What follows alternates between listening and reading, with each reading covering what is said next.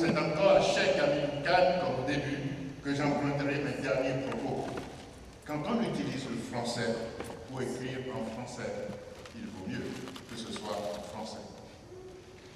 Soyons donc fiers, chers amis, d'être béninois et de nous exprimer en français pour plus rapidement apporter au monde ce que nos ancêtres nous ont légué, notre culture, par la restitution de notre environnement.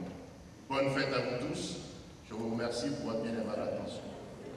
Je vous propose que l'on passe à la troupe Aignan-Lay.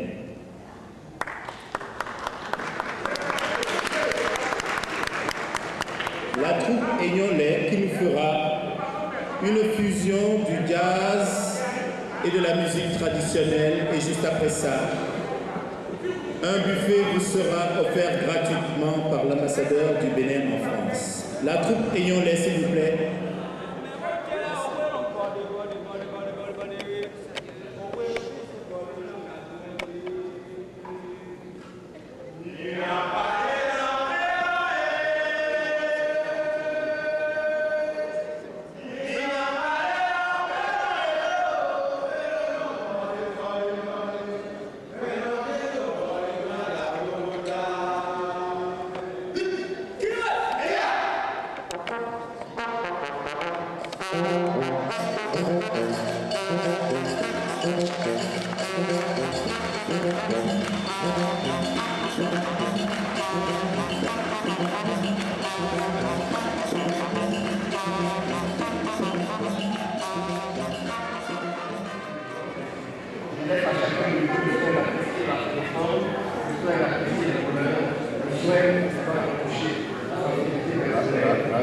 C'est des toiles, là ce sont des toiles en tissu coloré qu'elle imprime sur des plaques en raffia. Elle expose ici à la pluralité culture. Chaque culture a son originalité, sa forme, ses couleurs, mais ceci représente précisément la personnalité. Continuons, n'est-ce pas, avec les œuvres du doyen même, n'est-ce pas, de cette exposition, même du doyen des artistes du peintre béninois qui est Armand Pascal-Lavichi. Nous allons directement vers la toile intitulée Une journée dans la culturelle qui représente, n'est-ce pas, nos activités quotidiennes dans nos villages, dans nos campagnes. Chacun de vous se fait la proposition de commençons de voir, c'est un tableau classique, mais il y a quelque chose de particulier qui, comme petite connaissance de la peinture, est un beau tableau. Nous voyons quelques routiers, nous voyons des femmes avec des enfants, il y a une activité, il y a une joie de vivre, il y a du travail, il y a du bonheur qui se dégage de ces arbres-là. Il y a aussi du rêve. Appréciez vous-même, mesdames et messieurs. Juste à côté de ce tableau, il y a un autre qui est intitulé Fête au village, en fait, qui ont fait étalage ce qu'ils vont présenter lors des festivités, et ça bouge de toutes parts. Le peintre nous présente de façon merveilleuse, ça vit, ça chauffe le cœur. On regarde, on voit. Le mortier, c'est toujours pour l'inampilé. Et il faudrait nous dire le type de peinture que réalise Agnamousou. En fait, c'est de la peinture sur toile, et il a la particularité d'utiliser la peinture avec beaucoup de pâte, beaucoup de matière pour ressortir le relief. Donc, c'est une technique qui est assez particulière en fait.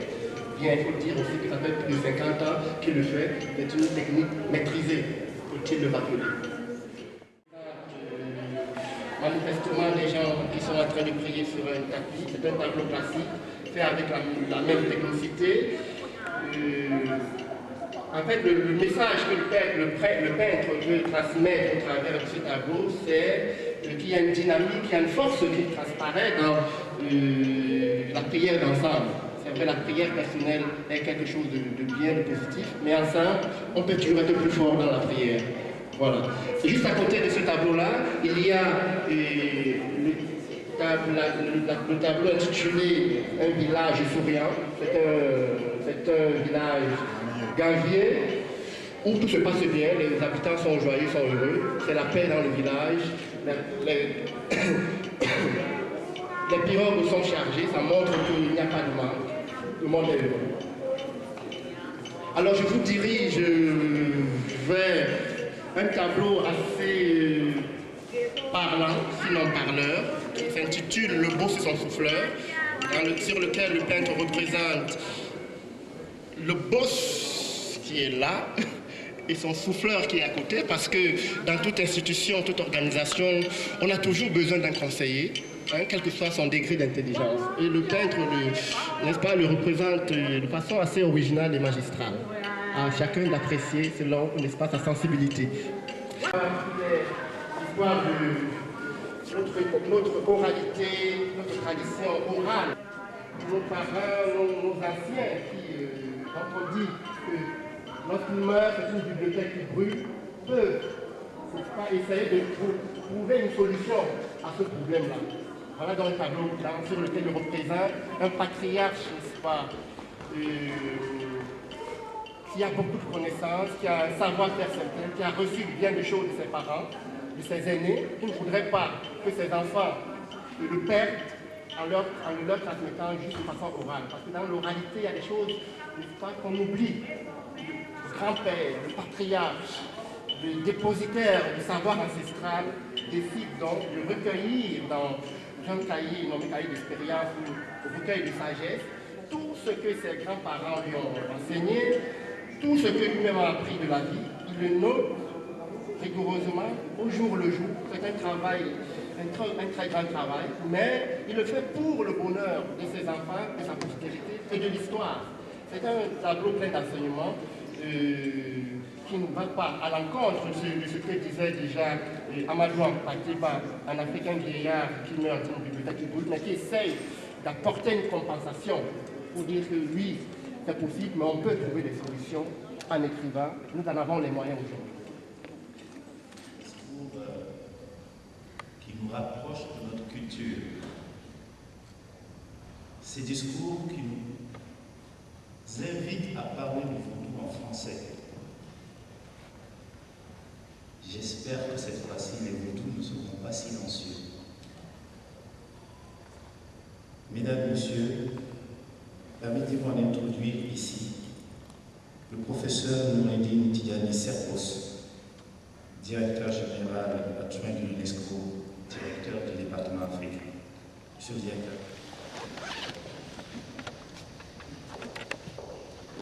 Excellence, Monsieur l'ambassadeur, professeur et très cher grand frère Youssou Robert, Madame la première secrétaire, chers compatriotes et amis Bénin, je n'étais pas prévu au programme aujourd'hui. C'est demain que j'étais censé vous parler du vaudou et des orishas. Donc, je ne sais quoi vous dire sinon, comme l'a dit le délégué permanent, le professeur Yael, vous êtes chez vous ici. L'UNESCO, c'est la maison de toutes les cultures du monde. Et la culture béninoise fait partie intégrante de ces cultures du monde. Je n'ai aucun doute que cette semaine sera riche en enseignements, riche en rencontres, riche en communication, riche également en interrogation. Parce que, pour moi, ce qui fait la beauté de notre pays, c'est que nous n'avons pas toujours les réponses. Mais c'est un pays où nous continuons toujours de poser des questions. C'est un pays d'inquiéteurs. C'est un pays de rébellion. C'est un pays qui n'aime pas dire oui, oui, oui tout le temps. C'est un pays non conformiste. Et je crois que c'est ça qui fait son originalité. Et que notre ambassadeur en France, Maître Edgar, ait eu l'idée de vous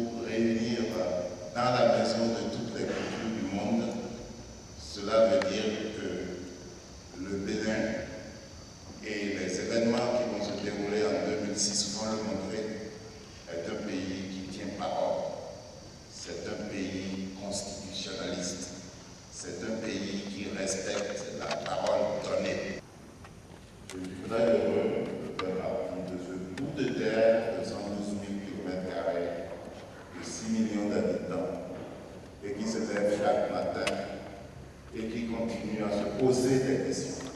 Nous devons continuer à poser ces questions-là.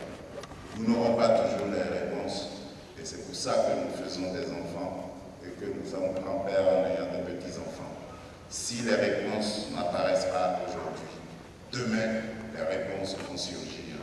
Et ça, Maître Dossou nous a pris cela quand on l'a responsabilisé en ce qui concerne l'organisation de la conférence nationale souveraine. La conférence n'a pas apporté toutes les réponses, mais les réponses qu'elle a apportées ne sont plus des réponses béninoises. Elles sont devenues aujourd'hui, comme l'a dit l'ambassadeur, un mode original d'accession à la démocratie. Mesdames et messieurs, soyons tous fiers de ce bout de terre. Personnellement, c'est l'une des meilleures réalisations que j'admire, en ce que là, le peintre fait preuve de beaucoup de liberté, ose, pas au fond de lui-même, il prend cette tripe pour exprimer ce qu'il a au fond de lui, et avec sa technicité, avec ses couleurs, avec la variété des couleurs, des formes, pour représenter une femme dans le jour, une femme qui vient d'apprendre la chute des prix de cacao, de café, dont dépendait sa vie. Elle se demande comment fera-t-elle encore pour payer, n'est-ce pas, la scolarité de ses enfants. En cette veille de rentrée, tout est rouge, tout est noir, tout est flou. Quel destin, quel futur? Elle s'interroge, chacun de nous, n'est-ce pas, de vivre selon ses tableaux, selon sa propre sensibilité également. Juste à côté, un tableau qui est une sorte de testament politique adressé à nous tous, et particulièrement aux dirigeants, à nos dirigeants. C'est le peuple qui se lève. Et le tableau s'intitule « Et quand le peuple se lèvera ?» Et quand le peuple se lèvera, c'est une sorte de mise en garde. Avec le bac poussin, quand on veut conduire des motos, sont pas sûrs de manger, de boire. Il faut faire attention. Un jour dans le roman, pour dire ceci, en ce moment, les revendications, l'homme a toutes nos incohérences. Lui a une bonne gestion du fruit de nos ressources diverses. Lui a la formation pointue et continue des jeunes. Nous voulons du pain et de l'espoir pour nos enfants. Voilà un message qui s'adresse non seulement au gouvernement du Bénin, mais à tous les gouverneurs d'Afrique. Pourquoi pas du monde? Parce que la misère, on en trouve partout. Nous continuons dans cette exposition avec les œuvres de notre ami Julien Siloga, qui a permis, d'après ce qu'il m'a expliqué, et voilà, vous apprécierez parce que j'avoue que je n'ai pas une expertise en matière culturelle beaucoup, mais le signe, la symbolique est là pour parler d'elle-même. Ce qu'on peut quand même remarquer sur le plan purement technique, c'est le travail détaillé de l'artiste, le travail détaillé au fond, il a la maîtrise de la couleur, il a la sûreté du trait également, qui est un point de virtuosité d'après les experts. Bien, les formes sont belles et à chacun de nous, n'est-ce pas, d'apprécier. Je donne la parole. Oui, Julien, ces tableaux de Julien Siloga sont mes préférés. Parce que avec ces tableaux, il nous fait faire une véritable immersion dans le culte vaudou, dans notre civilisation, notre culture vaudou. C'est une représentation des Egungun, des revenants. Parce que, comme vous l'avez compris hier, pour nous, les morts ne sont jamais morts. À un moment ou à un autre, ils sont dans l'eau, ils sont dans nos bassins, ils sont dans nos rêves, ils sont dans nos lits. Et nous les symbolisons en Afrique et au Bénin parce que nous appelons les Egungun les revenants. C'est aussi une autre forme d'appel qui est tout le temps fait à nos ancêtres. Et là, pour ceux qui ont déjà vu des Egungun au Bénin, ça c'est le visage du Egungun. Là c'est le visage. Représenté par des Kourigis, c'est la même chose ici. Et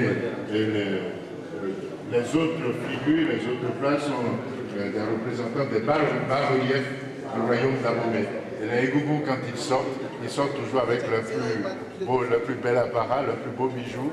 Et donc les batiks représentent ce que nous avons de plus beau dans notre culture, dans ce qui aujourd'hui a été déclaré par l'UNESCO comme étant un patrimoine universel, un patrimoine commun de l'humanité.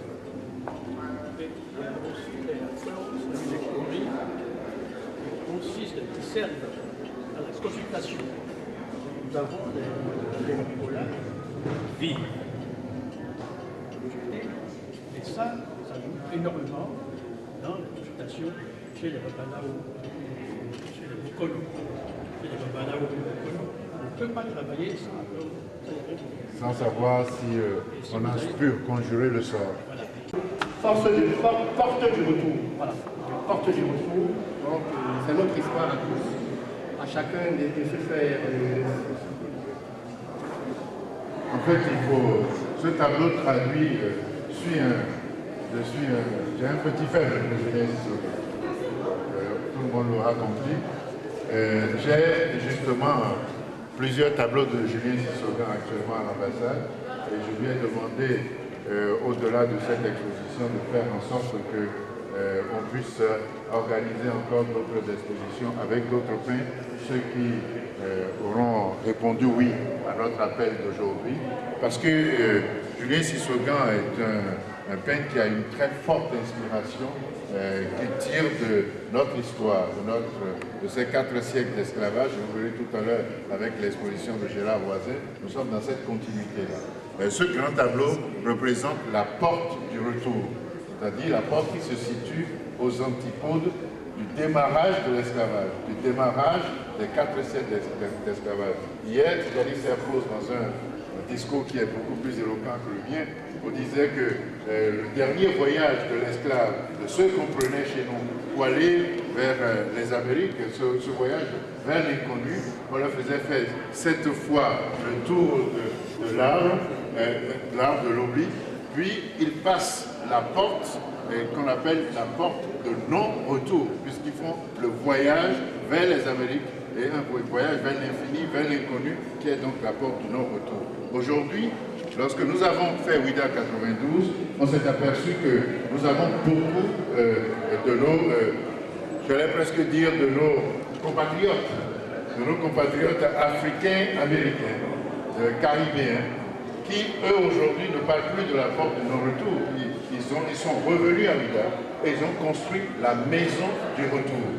Et, donc Julien Sissoko s'inscrit donc en droite ligne de ce sentiment-là, c'est la porte du retour. Le peintre Julien Sissoko puise son inspiration dans notre patrimoine culturel, dans notre histoire. C'est ce qu'on peut résumer, n'est-ce pas, de cette tableau de Julien Sissoko. Je voudrais consoler mon doyen Madame Nicolas que Julien Sissoko appelle a-t-il exposé ces tableaux que les experts de l'UNESCO les ont tous achetés. Donc moi j'ai pris un seul tableau à prix, mais tout à l'heure comme c'est au jeu de frais, je vais essayer de négocier autre chose. Donc dans la peinture de Julien Sissoko, il y a une constante. La constante, c'est les gougous, les revenants, le retour de notre histoire, la renaissance de l'Afrique, la renaissance de notre culture. Donc, et il est difficile de représenter la porte du retour sans parler des revenants. Donc les revenants symbolisent donc la renaissance de notre culture, le retour vers notre culture.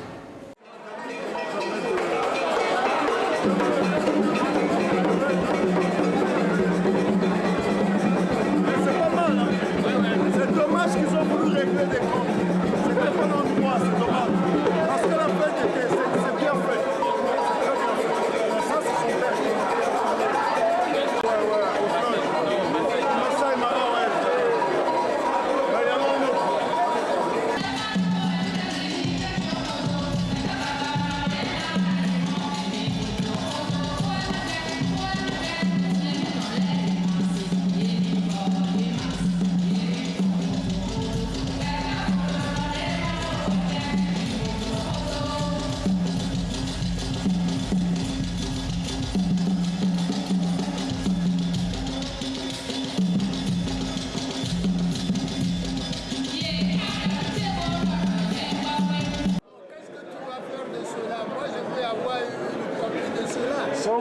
Sans problème.